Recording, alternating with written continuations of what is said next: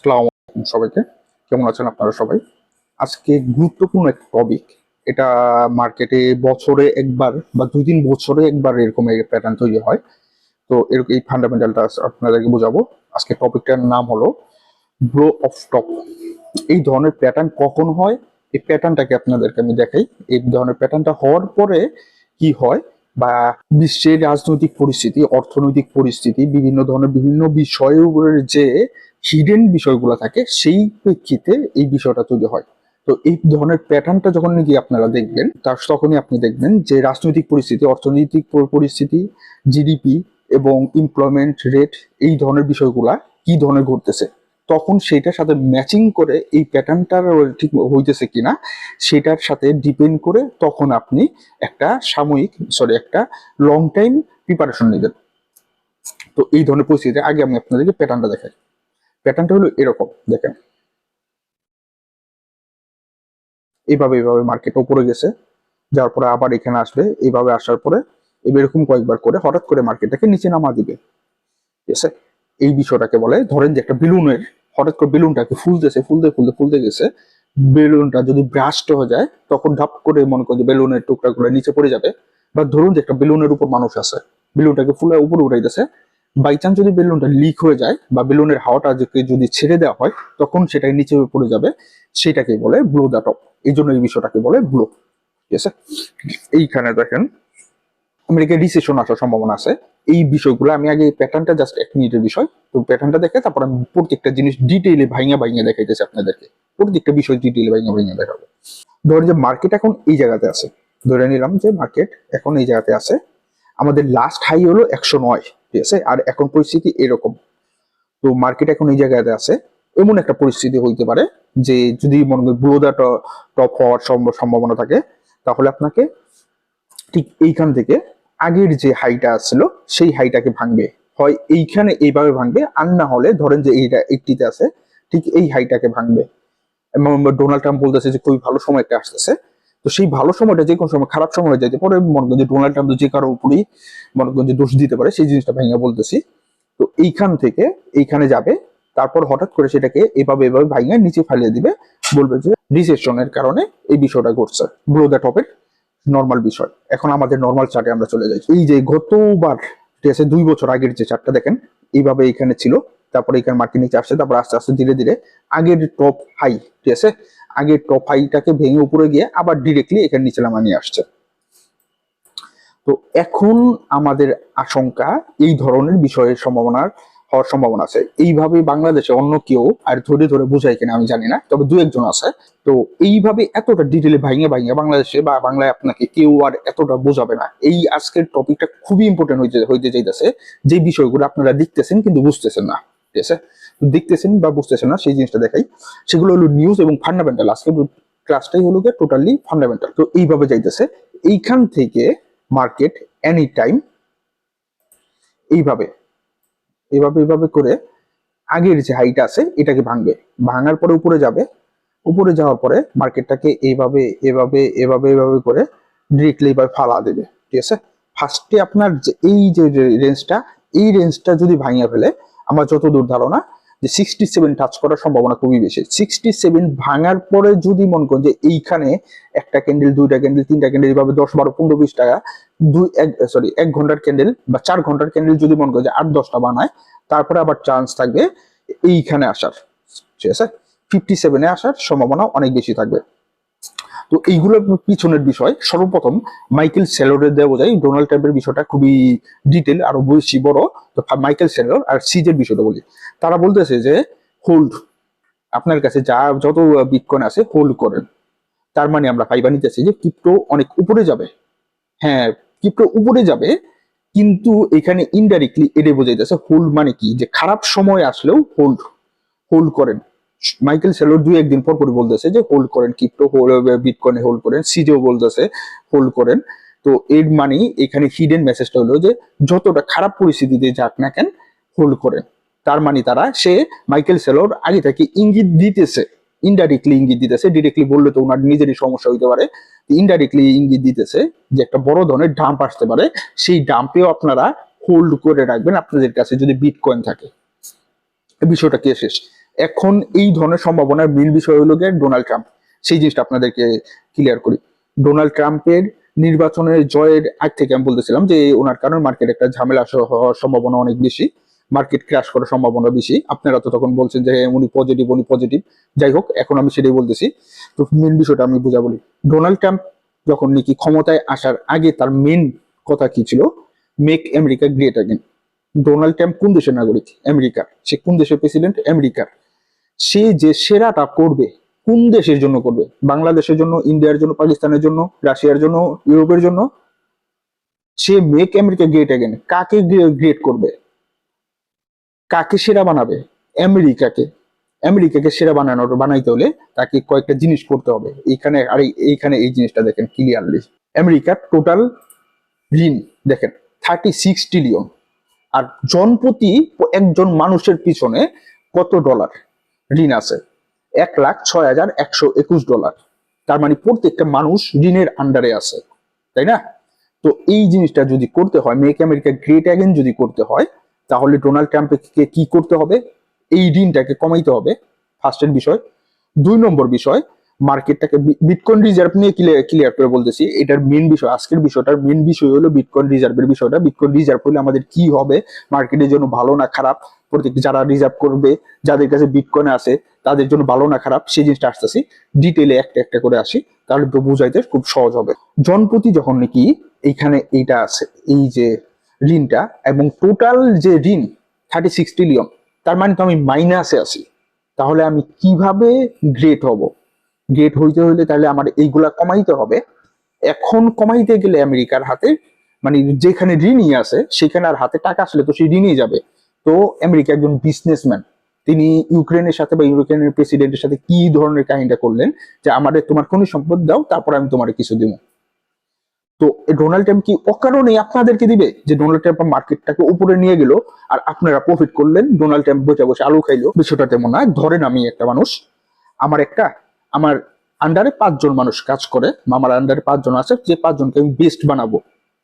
আমার একটা গুদাম থেকে প্রতিদিন খাবার দিয়ে তাদেরকে আমি মানে শক্ত সামর্থ্য করি। এখন যদি আমি ঋণে থাকি, আমার গুদাম একটা শেষ, তো তাদেরকে এখন আমার রেগুলার খাইতে হবে। ভবিষ্যতের কথা চিন্তা করে সেই গুদামটাকে আমার ফুলফিল করতে হবে।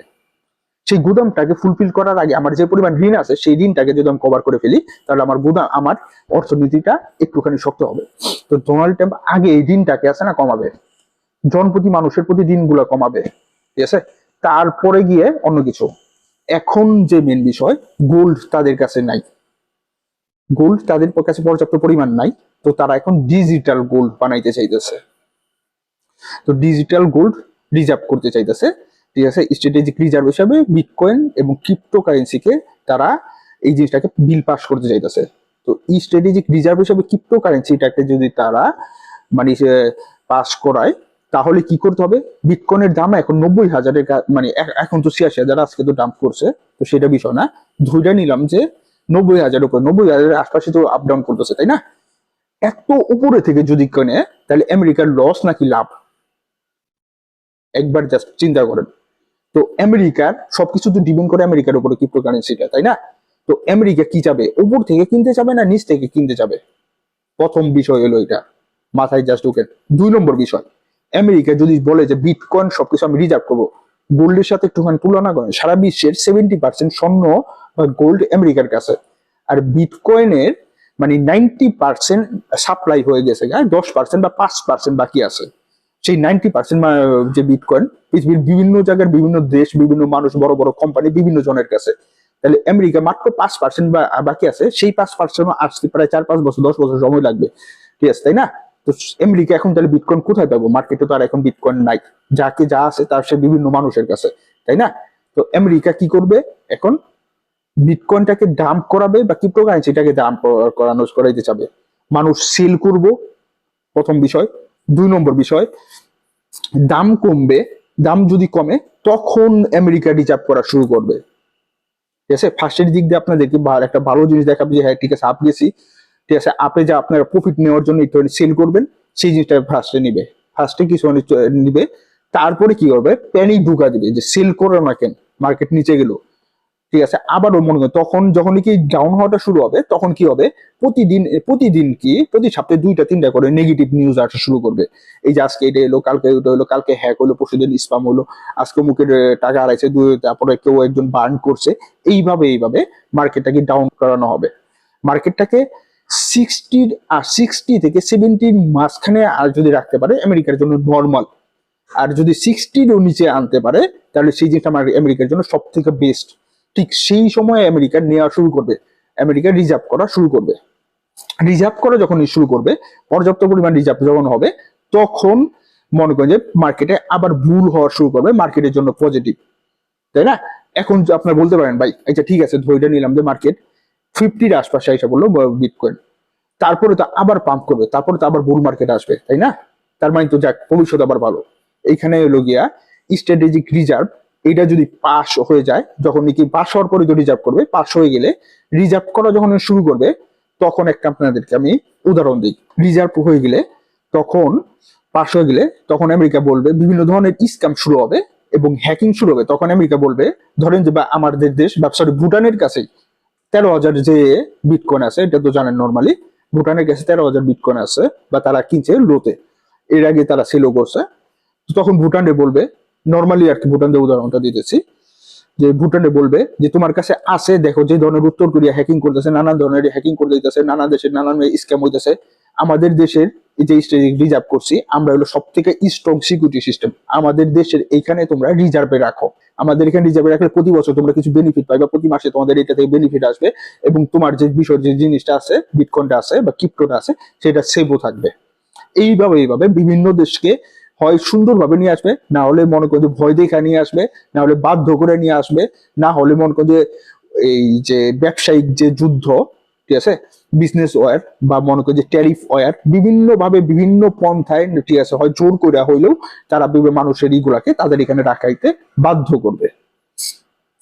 তো ফ্রান্সের যে বিষয়টা হয়েছিল দ্বিতীয় বিশ্বযুদ্ধের সময়, আমেরিকা ফার্স্টেই করলো যে আচ্ছা ঠিক আছে, অসুবিধা নেই, তোমাদের যে অস্ত্র যখন শেষ, টাকা যখন শেষ, যুদ্ধ তো চালা যাইতে হবে, এক কাজ করো, তোমাদের কাছে যে গোল্ড আছে, আমেরিকা ফার্স্টে সুন্দরভাবে ভালো জিনিস দেখায়, পরে খারাপ জিনিসটা দেখায়। ফার্স্টে বলে নাই যে তোমরা গোল্ড দিয়ে আমাদের কাছে অস্ত্র কিনো, ওরা বলছে যে আমাদের দেশে তোমাদের গোল্ড গুলাকে রিজার্ভে রাখো, সেই রিজার্ভে রাখার কারণে আমরা তোমাকে অস্ত্র দিয়েছি, নেক্সট টাইম যখন কি অস্ত্রগুলোর দাম তোমাদের কাছে আসবে বা টাকা আসবে, তখন তোমরা টাকা পরিশোধ করবা, আমরা তোমাদের গোল্ড গুলাকে ফিরিয়ে দিব।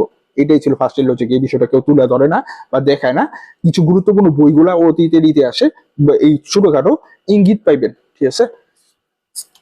তো এইভাবেই মানে সে ইউরোপের গোল্ড গুলা কিনেছে। সেকেন্ড বিষয়, যখন নাকি দেখতেছে যে না তারা টাকা পরিশোধ করতে পারতেছে না, পরে বলে যে তোমাদের যে এই সময়ের মধ্যে যদি টাকা পরিশোধ করতে না পারো, তাহলে এই গোল্ড গুলা আমাদের। এই যে বিষয়টা হইলো বা এই বিষয়টা গেল, ফ্রান্স 1960 সালে বলে যে আমাদের যে পরিমাণ গোল্ড আপনাদের কাছে রিজার্ভ করা আছে, অস্ট্রের টাকা আমরা পরিশোধ করে ফেলছি, এখন আমাদের গোল্ড গুলো ফেরত দেন, আমরা আমাদের দেশে রিজার্ভ করব।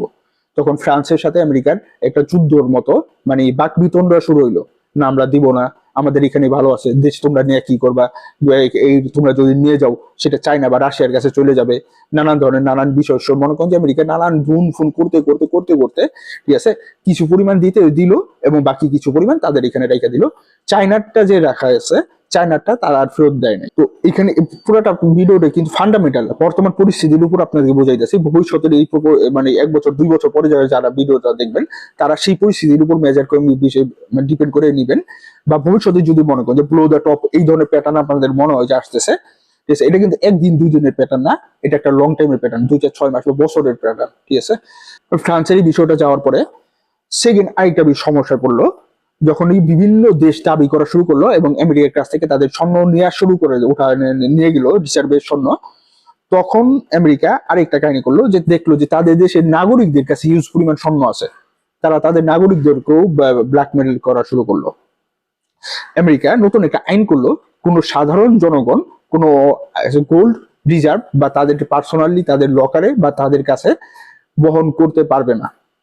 আমেরিকার জনগণের কাছে যদি স্বর্ণ থাকে বা তারা যদি স্বর্ণ কিনে, তাহলে সেটা সরকারের কাছে আন্ডারে রাখতে হবে, জেপি মর্গানের ব্যাংকের আন্ডারে রাখতে হবে, না হলে বা জেপি মর্গানের ব্যাংকের মাধ্যমে সেই লকারের মাধ্যমে আমেরিকার সরকারের কাছে রাখতে হবে। বুঝছেন? আমেরিকা তাহলে কখন কিভাবে যে কোনো মুহূর্তে পল্টি নাই। তো সারা বিশ্বের বিভিন্ন দেশ যখন কি এই যে রিজার্ভের টাকাটা বা রিজার্ভের ক্রিপ্টোটা তাদের দেশে রিজার্ভে রাখবে, তখন কিন্তু আপনারা লক হয়ে গেলেন গা। আমেরিকা কিন্তু আর আপনাদেরকে সেটার মনে, হ্যাঁ ঠিক আছে আপনারা উঠাইতে পারবেন, দিতে পারবেন, নানান ধরনের নানান বিষয় আছে। এইখানে আমেরিকা যে গেমটা খেলবে, আমরা যে তোমরা যে আমাদের কাছে ক্রিপ্টো গুলা যে রাখছো, এটার এখন সিকিউরিটি হিসাবে আমাদেরকে চার্জ দিতে হবে, এটাকে ফি দিতে হবে, বাৎসরিক একটা দিতে হবে, ঠিক আছে? তারা সেটা থেকে লাভও করতেছে। এবং আমেরিকা ডোনাল্ড ট্রাম্প 100 একটা বছর গেলে বুঝতে পারবেন, আজকে এই বিষয়টা বলে দিলাম যে 100 ডোনাল্ড ট্রাম্প বলবে যে আমাদের ফার্স্টে আপনাদের কাছ থেকে নিবে, নেওয়ার সুন্দর কথা বলে নানান ধরনের নানান অফার দিয়ে নানান ধরনের নানান সুযোগ সুবিধা দেখে ফার্স্টে তারা নিবে। নেওয়ার পরে 2-4-6 মাস বছর পরে, ঠিক আছে, সে বলবে যে না, এখন তোমাদেরকে এটার জন্য আমাদেরকে ভ্যাট দিতে হবে, ট্যাক্স দিতে হবে এবং এটার জন্য ফি দিতে হবে। এরপরে আরেকটা বিষয়, ডোনাল্ড ট্রাম্প আইসাই আগের যে রাষ্ট্রপতি ছিল তার SAP 135 নামে কি জানি এটা ছিল, আমার মনে পড়তেছে না, এই আইনটা ব্যাক করে দিছে, মানে ডিজিটাল কারেন্সি বা ট্রানজাকশন নিয়ে যে বিষয়টা গত ভিডিওতে বলছিলাম। এরপরের যে প্রেসিডেন্ট হবে, সে কিন্তু এসে আবার মনে করেন যে নতুন ভাবে গঠন করার চেষ্টা করবে, নতুন ভাবে নতুন নিয়ম কানুন চালু করার চেষ্টা করবে।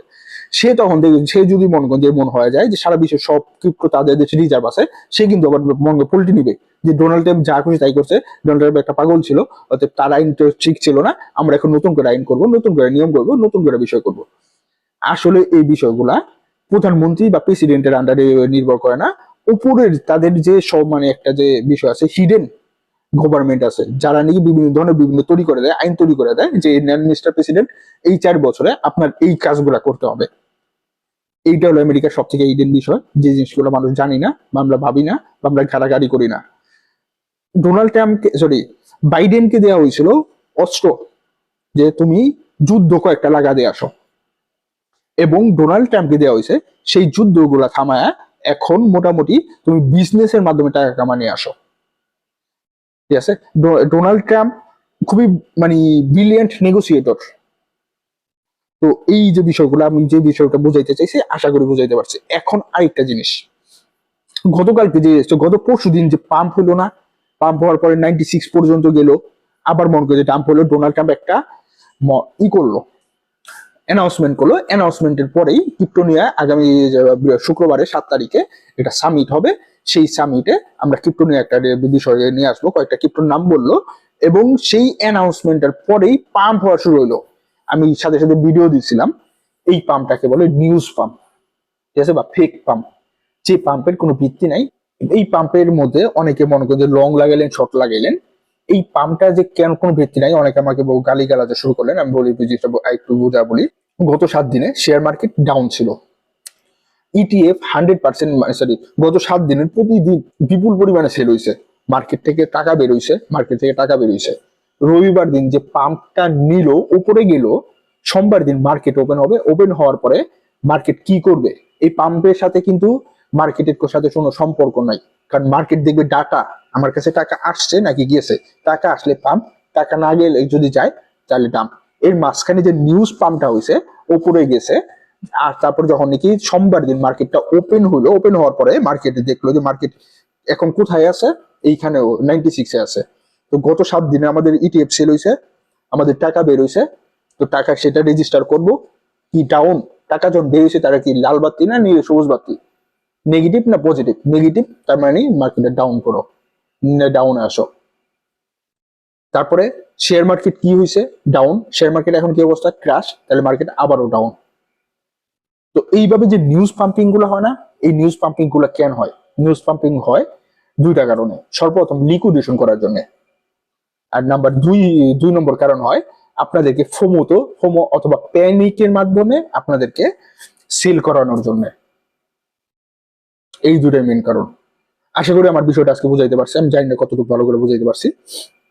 তো আসসালামু আলাইকুম, সবাইকে ভালো থাকবেন। এবং আগামীকালকে বা আগামী পরশুর মধ্যে ভিডিও নিয়ে আসছে ফোমোনিয়া।